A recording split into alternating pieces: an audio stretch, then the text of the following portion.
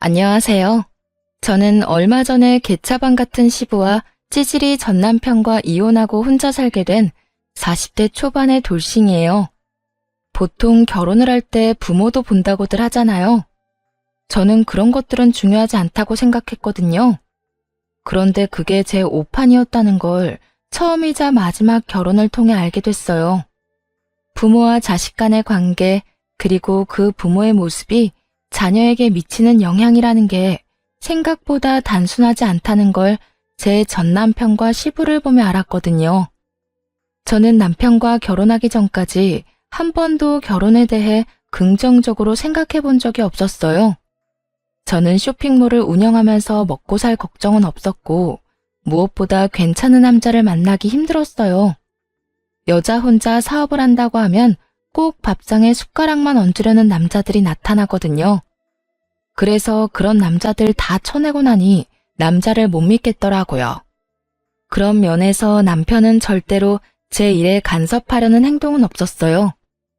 다만 저희 부모님은 시부와 관계가 그리 돈독하지 않았던 남편의 모습을 보고는 저와의 결혼을 꺼려하셨어요. 남편은 시부에게 전화가 오면 받지도 않고 끊어버리고 문자를 봐도 다 그 자리에서 삭제해버렸거든요. 부모를 보면 자식이 보이는 법이다. 보통 어머니가 죽고 없으면 아버지에게 마음이 가는 게 맞을 텐데 이 정도로 관계가 소원한 거 보면 아버지 될 사람이 나쁜 사람이거나 자식이 어른을 공경하지 않는 사람이라는 뜻이지. 아버지가 그렇게 말씀하셨을 때는 저도 발끈해서 반박했어요. 아버지, 그냥 성격 탓일 수도 있죠. 서로 무뚝뚝할 수도 있고. 부녀가 아니면 몰라도 부자가 아니면, 그리고 나도 시댁이랑 크게 관여하지 않아도 되고 솔직히 나한테는 나쁘지 않은 상황이잖아요. 이때까지만 해도 저는 남편과 시부의 관계가 나쁘다는 것이 저에게는 좋은 일처럼 들렸어요. 주변 친구들에게 시댁 사람들에 대한 이야기를 들을 때마다 난 저렇게 못 산다며 고개를 절레절레 젓고는 했거든요. 그래서 시댁과 관계가 소원한 남편에게 더 마음이 갔던 건지도 모르죠. 그러나 친정 부모님은 아무래도 딸의 결혼이라 신경이 많이 쓰였던 것 같았어요.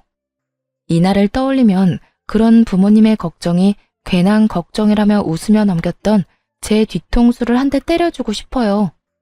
다시 돌아간다면 절대로 후회할 선택 따위는 하지 않았을 텐데요.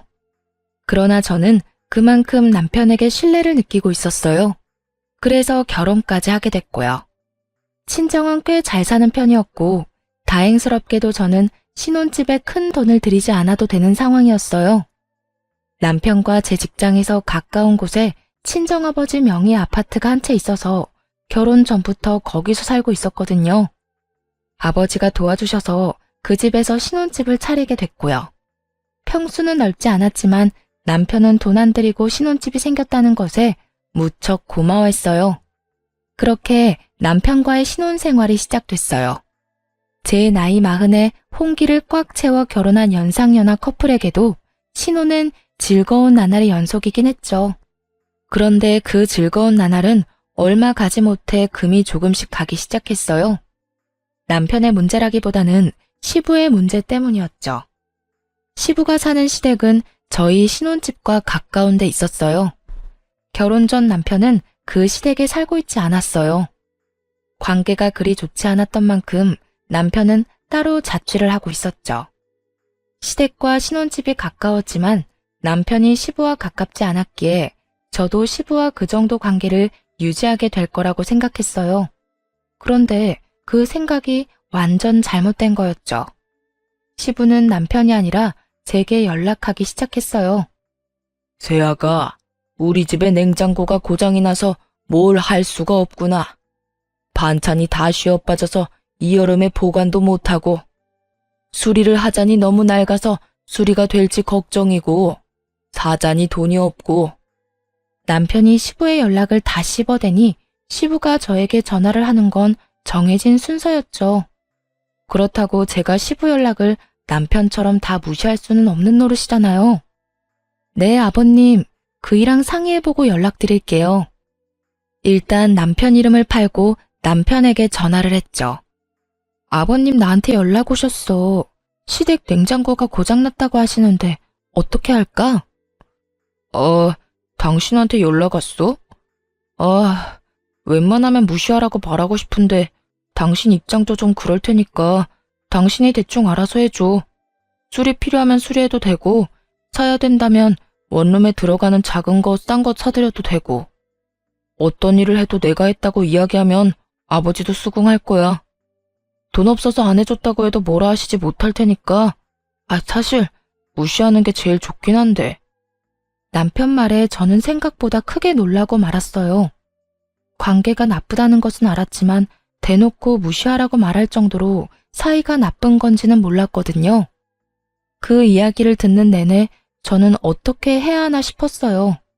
그래서 일단 저희가 모으고 있던 생활비 통장에서 돈을 조금 빼서 시부에게 작은 원룸형 냉장고를 사드렸어요.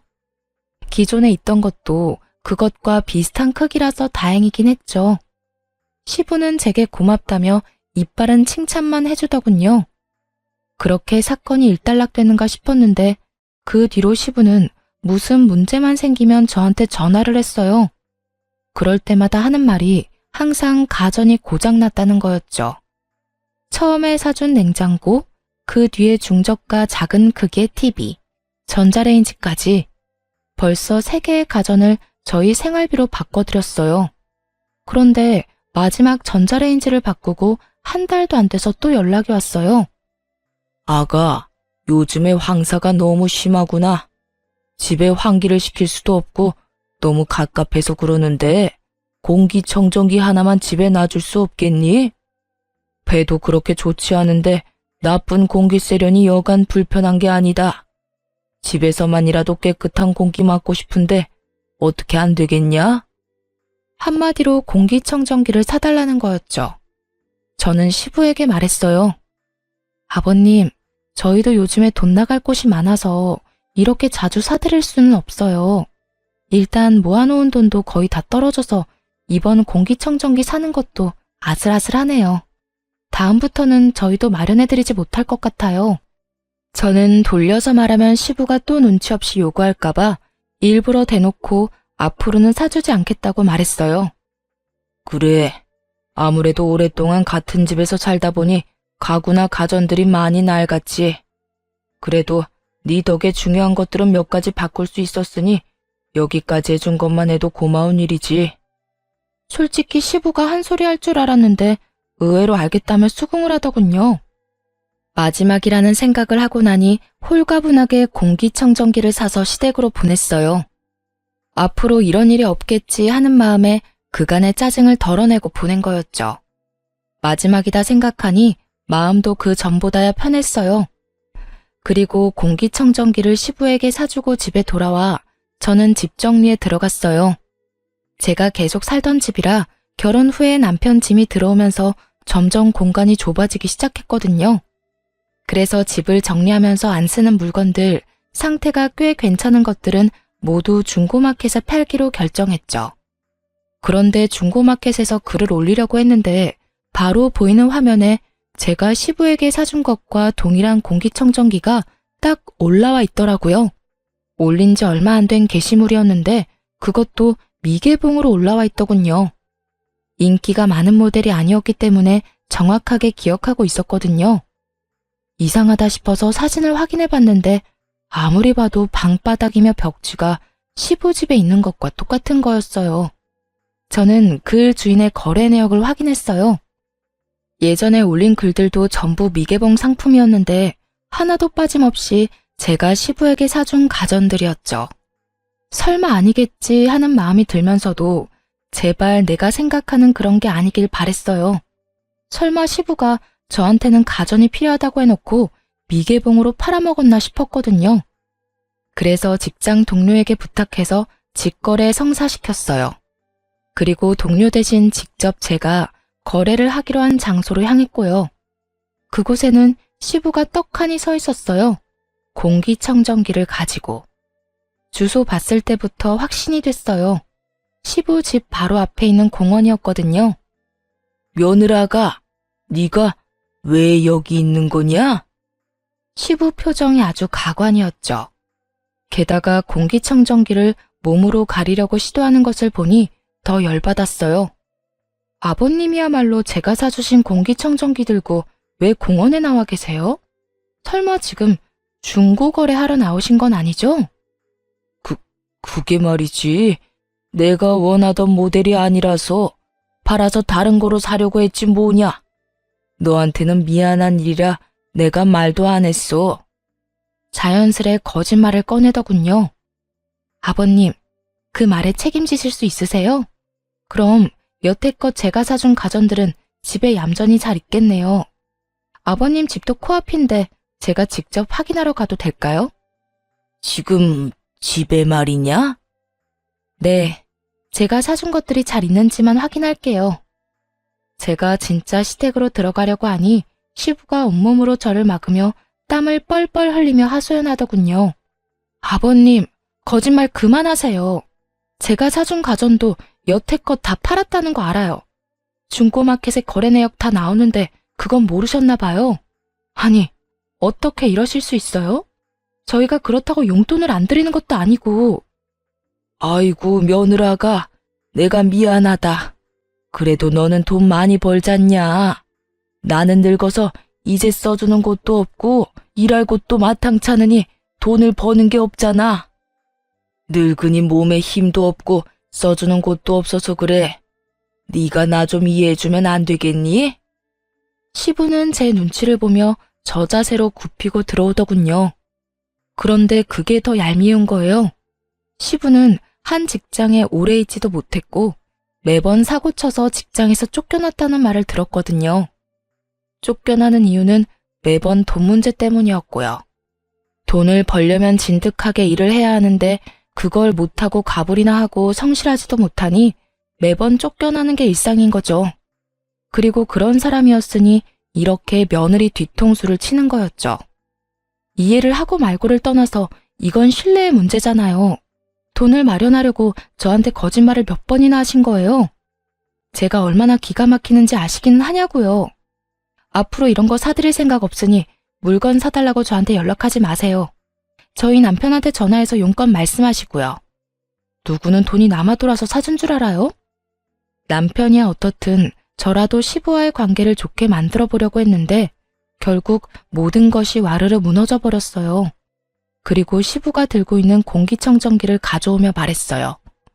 어차피 필요 없는 물건이라고 했으니 제가 다시 환불할게요. 미개봉에 상자 안에 그대로 들어가 있으니 환불하기도 쉽겠네요. 아가, 그건 놔두고 가야지. 나도 돈이 없어서 팔려고 하는 건데 이것까지만 받고 나도 더 이상 너한테 사달라고 하지 않으마. 우물쭈물 그딴 말이나 짓거리는 시부를 보니 열이 받아 빽 소리쳤어요. 돈 필요하면 아드님한테 이야기하시라고요. 애꿎은 저한테 돈이며 시간 쓰도록 만들지 마시고. 그리고 매달 용돈도 드리고 연금도 나오시잖아요. 공과금도 남편 앞으로 날아오는데 그렇게 치면 저희가 얼마나 많은 돈을 대신 내드리는지 알고는 있으세요? 결국 참지 못하고 폭발한 제 말에 시부가 입을 꾹 다물더군요. 저는 낚아채듯 시부 손에서 공기청정기를 가져와 다시 차에 실었어요. 간다는 말도 없이 차에 물건만 실어 집으로 향했죠. 가는 내내 어이가 없고 열이 받아서 남편에게 전화했어요. 여보, 아버님이 오늘 내가 사드린 공기청정기 중고거래하다가 나한테 딱 걸렸거든? 아버님 도대체 왜 그러신데? 돈을 적게 드리는 것도 아닌데 왜 이렇게 사람 뒤통수를 치시는 거야? 거짓말을 왜 자꾸 하시는 거냐고. 아버지가 또 그랬어? 내가 할 말이 없다. 그렇다고 내가 당신한테 아버지랑 관계 끊으라고 할 수도 없고. 아버지가 좀 그래. 돈도 밝히시고 잔머리도 좀 굴리시는 편이지. 그래서 내가 연락을 안 받는 건데 당신한테 연락을 할 줄은 몰랐어. 사실 나한테도 몇 번이나 문자로 집 싱크대며 세면대며 고장났다고 연락 많이 왔거든. 내가 다 읽고도 무시했더니 당신한테 연락했나 봐. 처음부터 시부가 어떤 사람인지 왜 아버지 연락을 무시하는지 자세히 설명해줬더라면 저도 시부에게 당하지는 않았을 거예요. 물론 처음 한두 번이야 며느리가 시부에게 해줄 수 있는 일이었지만 그마저도 시부에게는 저에게 사기를 친 거나 마찬가지인 일이잖아요. 제가 물어볼 때는 아무것도 아니라며 설명해 주길 꺼려했던 남편이 제가 당하고 나서 이런 이야기를 하는 게 참 답답하고 짜증이 나서 한마디 했어요. 그런 거면 미리 말을 해줬어야 알지. 당신만 알고 있으면 어떡하냐고. 내가 가전 사다가 시아버지한테 드릴 때도 당신 그냥 멀뚱멀뚱 지켜보고만 있었잖아. 나한테 한 번쯤은 의심해보라는 말 정도는 할 수 있었던 거 아니야? 솔직히 몇 번이나 내가 당신한테 이야기했는데 당신은 알아서 하라고만 했잖아. 일단 알겠어. 앞으로 나 아버님 연락 안 받을 거고 받더라도 다 당신한테 넘길 테니까 그렇게 알고 있어. 저의 선의가 사기로 돌아왔다는 것에 너무 화가 난 저는 남편에게도 큰 실망을 했어요.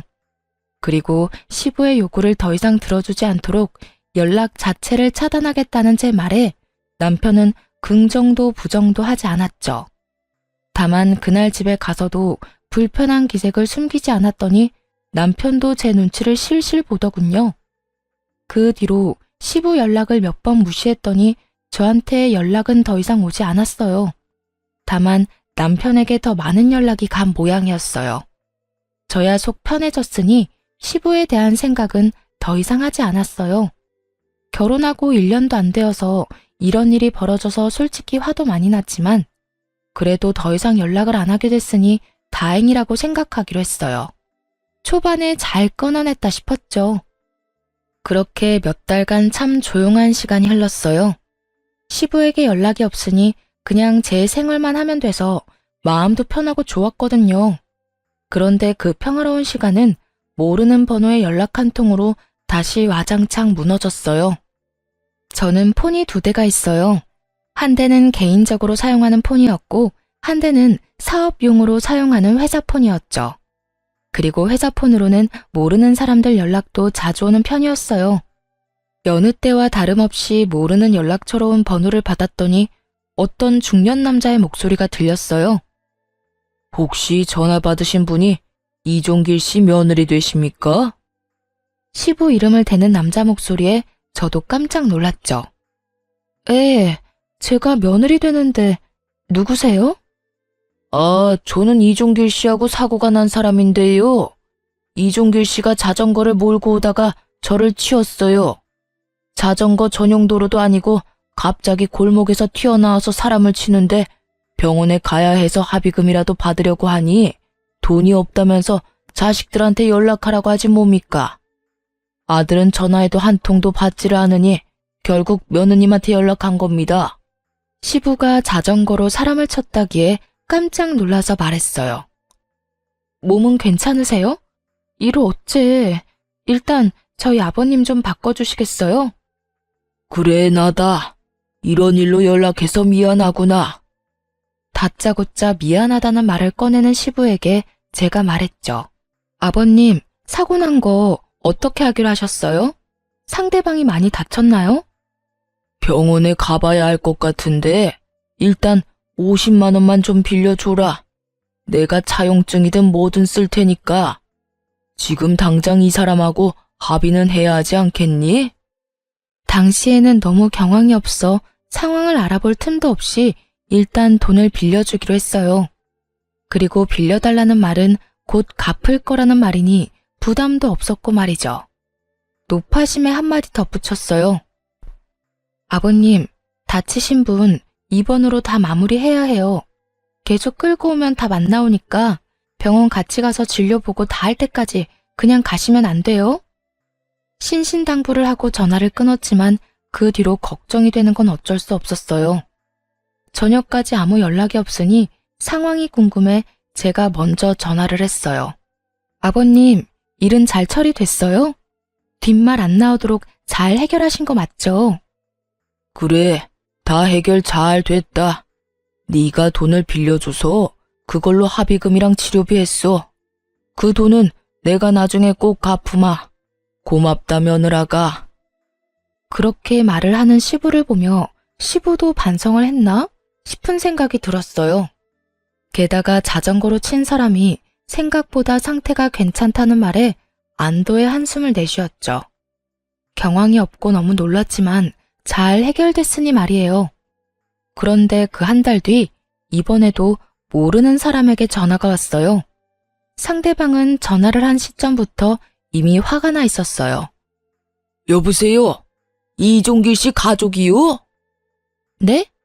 네, 맞는데 누구세요? 아니, 멀쩡히 주차된 차를 자전거로 박아서 엉망을 만들었잖아요. 이거 어떻게 책임지실 거예요? 아들은 전화 안 받지도 않고.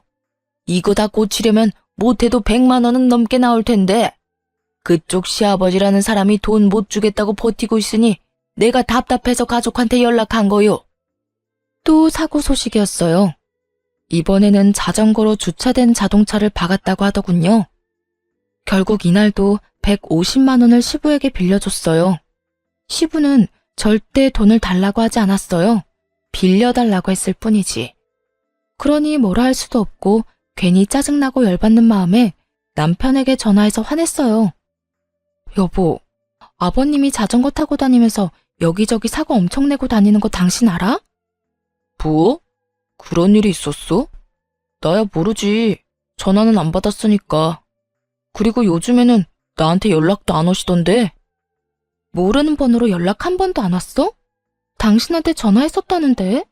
당신이 전화 안 받아서 나한테 전화하는 거라고 그랬는데? 그 말을 들으니 더 화가 났어요. 당연히 이런 일이 생기면 아들한테 연락하는 게 정상이잖아요. 이 시부는 아들한테는 씨알도 안 먹힐 걸 알고는 저한테만 연락을 한 거예요. 아버님이 나한테 빌려가신 사고 합의금만 200만 원이야. 그거 분명히 빌려달라고 해서 빌려드린 거고. 그런데 처음엔 빌려간 돈도 안 갚고 벌써 두 번째 사고 합의금도 빌려가셨거든? 돈 안 갚으실 것 같으니까 당신이 어떻게 좀 해봐. 당신도 너무하네. 돈도 잘 벌면서 그 정도도 못해줘? 너도 가만 보면 사람이 인정머리가 없어. 뭐? 아버님 무시하라고 한 사람이 누군데 이제 와서 인정머리 타령이야. 그래서 가정 갖다 팔아버린 건 안 돌려받았잖아. 그거라도 악착같이 돌려받을 걸 그랬어. 그리고 당신 아버지가 사고친 걸 왜 내가 해결해야 하는데? 내가 당신이랑 결혼했다고 해서 당신 아버지가 진짜 내 아버지가 된 것도 아니고. 그렇게나 아버지 생각하면 당신이 알아서 다 해야지. 여태껏 시아버지 연락 다 씹어놓고 모른 척한 사람이 할 말은 아니지. 왜? 너도 결혼하니까 없던 효심이 막 생기고 그래? 와이프한테 대리호도 시키고 싶냐? 제 말에 남편놈이 기가 차다는 듯이 쳐다보더군요. 제가 틀린 말을 한 건 아니잖아요. 남편이 시부에게 어떻게 행동하는지 제가 싹 다 봤는데 이제 와서 효자 노릇을 하려고 하는지. 됐어. 내가 당신이랑 무슨 말을 해? 돈을 잘 벌면 뭐해, 인간이 안 됐는데. 가족 소중한 줄도 모르고. 그딴 말을 짓거리며 남편이 쾅 문을 닫고 나가버리더군요. 완전 어이가 없었어요. 화를 낼 사람이 누군데 지가 화를 내요? 저도 빈정이 상할 대로 상했고 거의 2주가 넘도록 남편과 냉전을 유지하고 있었어요. 당연히 이 상황이면 남편이 고개를 숙이고 들어와야지 제가 사과를 할 필요가 없잖아요. 그런데 그렇게 남편과 싸우고 2주 뒤 시부에게서 또 한 번 연락이 왔어요. 아가, 내가 이렇게 계속 연락하니 미안하구나. 다른 게 아니라 내가 걸어가다가 사람하고 부딪혔는데 그 사람 핸드폰이 박살이 났어. 100만 원은 넘게 필요할 것 같은데 어떡하지? 이쯤 되니 합리적인 의심이 들더군요. 사고가 이렇게 연달아 날 수가 있을까요? 저는 냉정하게 시부에게 말했죠. 아버님, 그러면 일단 폰 들고 수리센터 가셔서 수리를 먼저 하고 있으세요. 제가 그쪽으로 가서 직접 확인하고 수리비 드릴게요. 저는 직접 가기로 했어요. 여태껏 전화로만 상황을 전달받았을 뿐 그게 진짜로 있었던 일인지는 몰랐잖아요. 그래서 확인을 하기로 했어요. 그랬더니 시부가 화들짝 놀라 그러더군요. 네가 직접 오려고? 근데 파손 정도가 심해서 사야 할 것 같은데 수리로는 안 될 것 같아. 그러면 그 파손된 폰 꼭 들고 대리점으로 가세요. 제가 확인하고 구매해드릴 건지 말지 결정할게요. 그렇게 말하니 시부도 잠깐 망설이더니 주소를 하나 알려주더군요. 그 주소가 적힌 곳으로 갔더니 시부와 제 또래의 남자가 거기 서 있는 것이 보였어요. 제가 도착하기 직전에 시부와 그 사람을 보았는데 딱 봐도 두 사람 거리가 가까운 것이 모르는 사이처럼 보이지 않더라고요.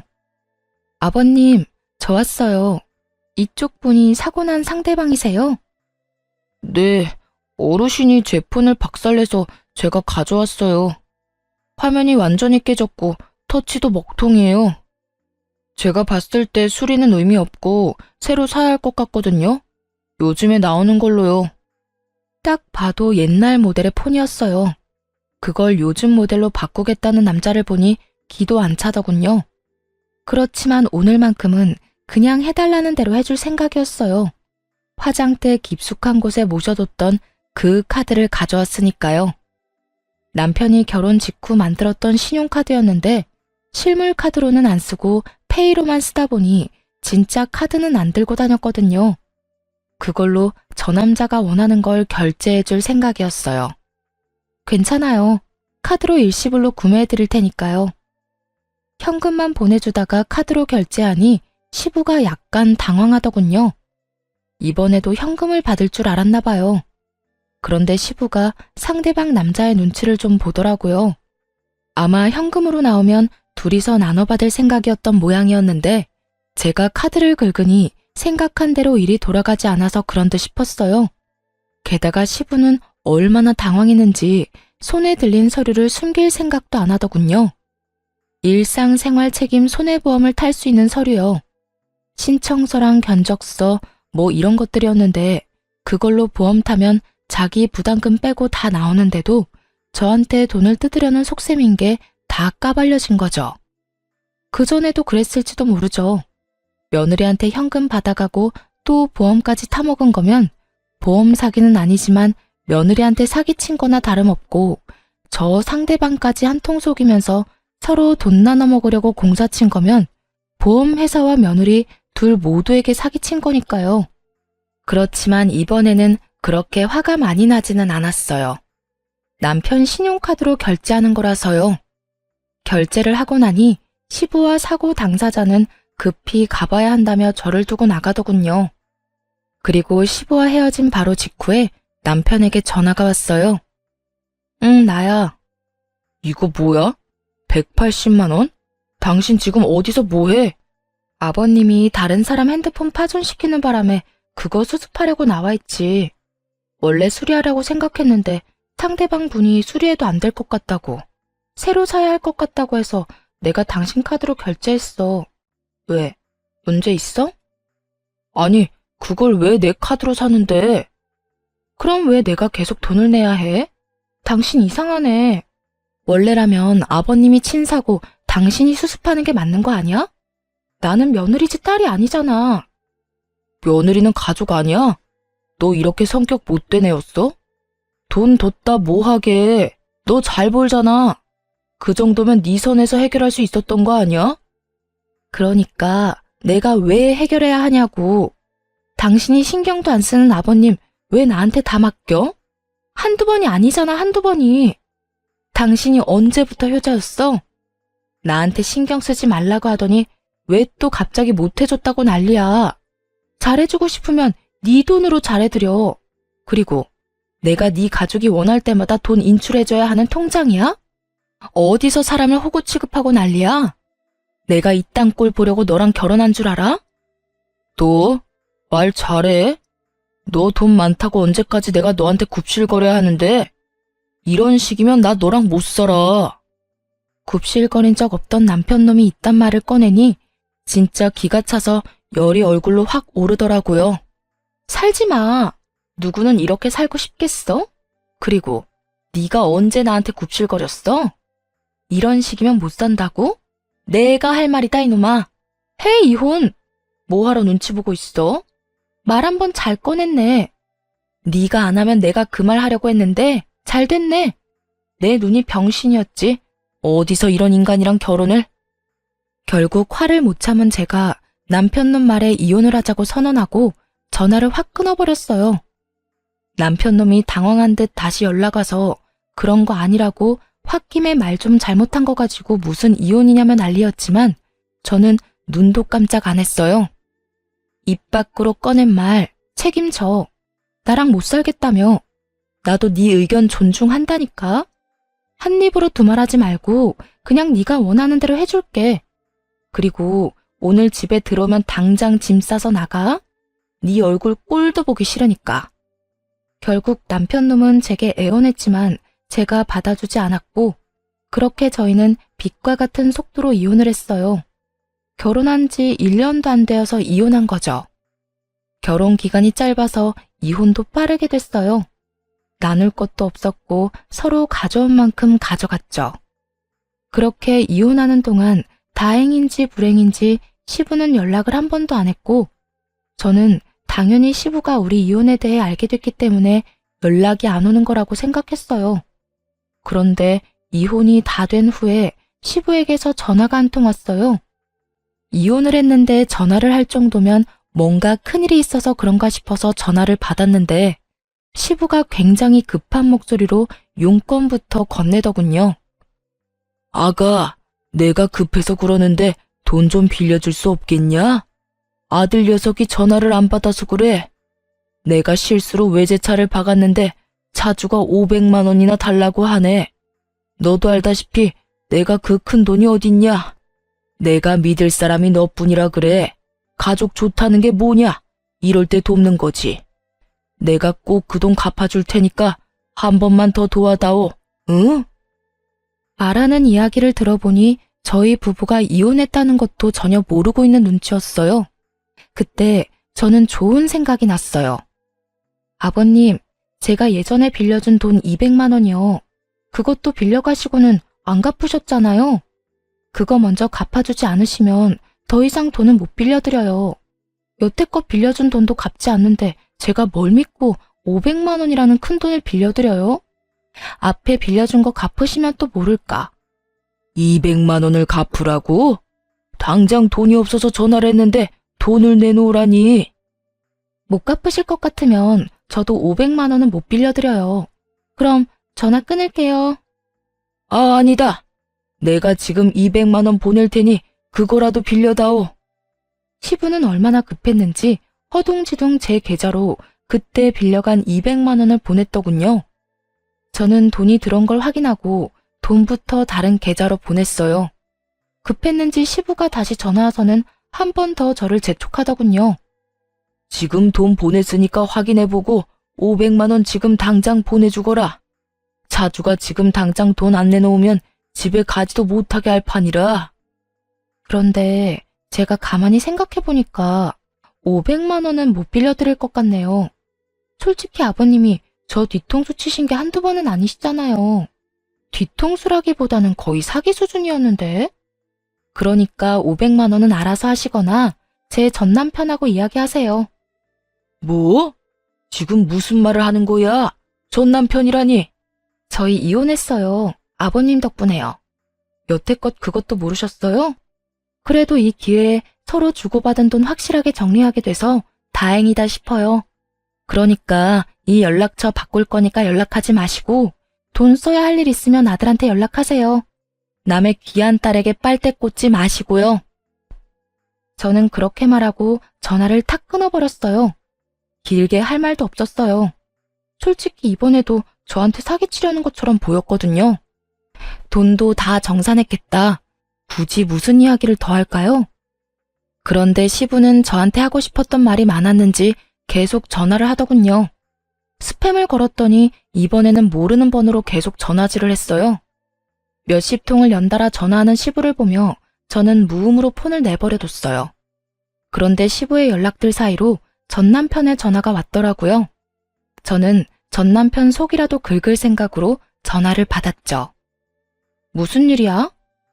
당신 우리 아버지한테 돈 뜯어갔어? 당장 아버지한테 돌려드려. 부자가 쌍으로 웃기네. 넌 네 아버지가 돈 뜯긴 것만 생각하고 내가 뜯긴 건 생각도 안 하지? 맨 처음에 내가 빌려준 거고 그거 돌려받은 거야. 정당한 거래였거든? 뭘 알고나 말하던지. 아무것도 모르는 놈이 더 시끄럽지? 지금 당신이 무슨 짓 저지른 건지는 알아? 아버지 지금 큰일 나게 생겼어. 진짜 외제차 사고 낸 것도 문제인데 차주가 조직폭력배 같아. 아버지한테서 못 받으면 아들한테 받겠다면서 지금 나한테도 협박 문자고 난리 났어. 이런 식이면 당신도 무사하지는 못할 거라고. 이보세요. 나 당신이랑 남남인 사람이야. 애라도 하나 있었으면 또 모를까. 애도 없는 우리 사이가 찢어지면 그냥 남인 거지. 나한테까지 오면 나는 경찰에 신고하면 그만이야. 내가 잘못했어? 당신 가족이 잘못한 거지. 관련 없는 사람이고 남보다 못한 사이인 거 알면 쓸모 없어서라도 나한테 올 일 없으니까 신경 꺼. 진짜 당신 왜 이러는데? 나 죽는 꼴 보고 싶어서 그래? 아무리 남이라도 한때는 같이 산 사람이잖아. 애원하는 전 남편 목소리에 제가 코웃음을 쳤어요. 같이 산 게 뭐가 대수라고? 너야말로 나한테 왜 이러는데? 네가 죽든 말든 내가 뭔 상관이냐고. 돈 200만 원 돌려받은 건 정당한 거야. 내게 빌려간 돈이었으니까 내가 돌려받는 건 당연하고. 사고 나서 생긴 비용은 네가 처리하는 게 맞는 거고. 마누라 없어서 어떡하냐? 돈 대신 내줄 사람 없어서. 그러게 있을 때 좀 잘하지. 잃고 나서 후회하면 다 무슨 소용이래? 어찌됐건 나는 이제 당신 집안이랑 상관없는 사이니까 이런 일로 전화하지 마라. 기분 더러우니까. 그렇게 전화를 끊고 나니 속이 다 시원하더군요. 나중에 전해 듣기로 결국 전 남편은 조폭 같은 남자에게 시부 대신 500만 원을 지급하며 돈을 날렸고 저는 시부가 제게 빌려간 돈 200만 원을 고스란히 돌려받을 수 있었어요. 시부의 패착은 아들 부부가 이혼 상황이라는 걸 몰랐다는 거겠죠. 전 남편도 웃긴 게 이혼 전에는 시부를 가족으로 생각하니만이 이따위 망언을 짓거리더니 결국 이혼한다는 이야기조차 시부에게 알리지 않을 정도로 시부와 관계가 좋지 않았다는 점이에요. 본인은 불효를 해도 당연하고 와이프는 무조건 효도를 해야 한다는 전 남편의 생각이 고스란히 드러나는 부분이었죠. 그걸 보고 나니 마누라에게 대리효도 시키려는 천하의 나쁜 놈과 이혼하게 된 것이 제 일상에서 가장 잘한 일이 아니었나 생각하게 됐어요. 그렇게 전 남편과 이혼하고 2년 동안 일을 자식과 남편 대하듯 아끼며 열심히 키워나갔어요. 쓸데없는 시댁일에 신경을 덜 쓰게 되니 일에 탄력이 붙어서 매출도 많이 좋아졌죠. 그렇게 이혼 후 2년 동안 쉬지 않고 달려온 제게 전 남편의 재혼 소식이 들려왔어요. 바로 SNS를 통해서요. 청첩장 사진이 떡하니 올라왔는데 솔직히 상대방 여자에게 딱한 마음뿐이었어요. 어쩌다가 저런 인간 같지도 않은 놈을 만났을까? 딱 그런 마음만 들었어요. 그렇다고 제가 관여할 만큼 사람 좋은 것도 아니니 신경 끄려고 했죠. 그런데 여동생이 전 남편의 재혼 상대와 찍은 웨딩 사진을 보더니 엄청 당황하더라고요. 이 사람이 언니 전 남편 재혼 상대라고? 나 아는 사람이라고. 세상에 미쳤나 봐. 어떻게 이 사람이랑 결혼을 해? 왜 누군데? 너랑 친한 친구라도 돼? 엄청 친한 건 아닌데 나랑 고등학교 동창이야. 같은 반 된 적은 없는데 같은 학원에 다녀서 겹치는 친구가 있거든. 아니 그리고 이 친구 지금 변호사야. 그런데 이런 남자랑 결혼을 한다고? 그것도 초혼인 여자가 돌싱남이랑? 다 알고 결혼하는 건 아니겠지? 안 되겠어. 내가 말리기라도 해야지. 야, 됐어. 남의 연애 사정에 간섭하는 거 아니야. 그냥 놔둬. 문제 생기면 알아서 떨어져 나가겠지. 그리고 거기 구멍이 전 남편 하나는 아니잖아. 그 시부가 여전히 똑같은 짓거리 하고 다니면 모르고 싶어도 모를 수 없겠지. 그래도 내가 모르는 사이면 모르겠지만 알고 지내는데도 입 다물고 있는 건 좀... 그렇다고 네가 이야기하면 그 여자가 좋아하겠어? 괜히 나섰다가 너 듣기 싫은 말만 할지도 모르지. 나도 안에서 새는 바가지가 밖에서 안 셀 리가 있겠어? 가만히 놔둬도 지 무덤 열심히 파고 있을 테니까. 인사만 하고 지내는 친구라도 그런 친구가 제 발로 지옥으로 걸어 들어가는 건 막고 싶었는지 여동생이 한숨을 푹 쉬더군요. 고민 좀 해봐야겠어. 이야기를 할지 말지. 그런데 한 달쯤 뒤에 전 남편의 계정에서 청첩장이 싹 사라졌어요. 웨딩 관련 사진들도 다 없어지고요. 무슨 일이 생겼구나 싶어 동생에게 연락해보니 자기가 말했다고 하더군요. 그 친구에게 제가 전 남편과 이혼하게 된 경위와 시부의 만행을 모조리 알려줬다고 하더군요. 특히 시부가 상대방과 짜고 사고 난 것처럼 꾸며서 저한테 합의금조로 돈 받아가고 그 후에 보험까지 타서 먹었다는 이야기를 했대요. 변호사니까 범법과 관련된 일에는 예민할 수밖에 없으니 그쪽으로 건드려봤다는데 그게 효과가 있었던 모양이더라고요.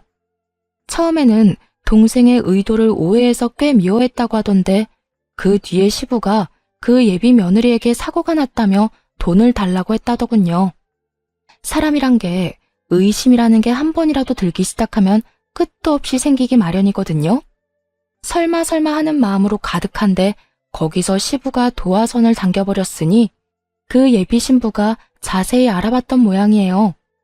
당연히 시부는 저에게 했던 것과 똑같이 아는 사람과 짜고 예비 며느리에게 돈을 타고 보험금까지 타먹으려고 한 상태였고 그 모든 사실을 알게 된 여자가 시부의 범죄 행동에 놀라 결혼식 직전에 전 남편과 파혼하고 시부를 보험회사에 보험 사기로 신고했다더군요. 전 남편은 결국 결혼 비용을 다 날리고 시부는 저와 전 남편이 이혼했던 시기에 보험 사기로 벌금형을 몇 번 받은 적이 있어서 결국 이번에는 실형을 살게 됐더라고요. 그 이야기를 듣는데 어쩜 속이 얼마나 시원하던지.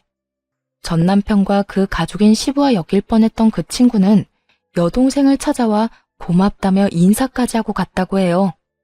의심하지 않았다면 자기도 모르게 선뜻 도와줄 뻔했다고 말이죠. 속이 시원한 저와는 달리 전 남편은 아주 속이 불편했던 것 같더라고요. 그 파혼 몇 달 뒤에 전 남편이 아주 화가 나서 저를 찾아왔더군요. 당신이 온 동네 내 소문 다 내고 다녔어? 설마 내가 재혼하는 게 짜증나서 내 재혼 막으려고 그런 짓 한 거야? 내 앞길이 그렇게 막고 싶었어? 이 나쁜 년아. 네가 뭔데 나한테 이런 짓을 저질러? 우리 이혼하고 남남인 거 잊었어? 그러면 내가 누구랑 뭘 하든 상관 말았어야지. 누가 누구 앞길을 막아. 뭘 착각하는지 모르겠지만 나는 네 앞길을 막은 게 아니라 그 여자 인생 살려준 거야. 내가 못하러 너 같은 놈 앞길을 막아? 알아서 나락으로 떨어질 놈을. 근데 가려면 너 혼자 가야지. 왜 애꿎은 여자를 끌어들여? 그리고 네가 파혼당한 게 나 때문이 아니지. 그 여자가 당신이랑 당신 아버지에 대해 들었을 때 네 놈한테 파혼하자고 하지도 않았어. 오히려 그런 말을 한 사람을 더 의심했지. 근데 봐. 결국은 당신 아버지가 한 건 했잖아. 돈이 얼마나 궁했으면 결혼 전에 예비 며느리한테 사고 쳤으니 돈 달라고 했겠어. 그 이후에 그 여자가 뒷조사한 건 몰랐나 보네? 너 그걸 말이라고 왜 그런 말을 그 사람한테 했냐고. 그거 명예훼손 모욕죄 그런 걸로 너 소송 걸 거야? 걸어! 명예훼손이랑 모욕죄 최소 성립 요건도 모르는 놈이 어디서 잘난 척은? 소송하고 싶으면 해. 누가 문제 있는지는 법원에서 가려주겠지. 근데 그 전에 이 물건은 좀 가져가. 당신 아버지 우리 집으로 자꾸 편지 보내는데 완전 짜증나거든?